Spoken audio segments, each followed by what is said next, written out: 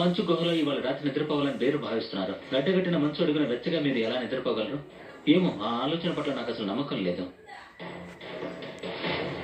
మీరు రోజంతా పనిచేసి అలసిపోయినప్పుడు మీకు చాలా కష్టంగా ఉంటుంది, కానీ ఈ ఏర్పాట్లన్నీ పూర్తయిన తర్వాత ఇది చాలా అద్భుతంగా ఉంటుంది.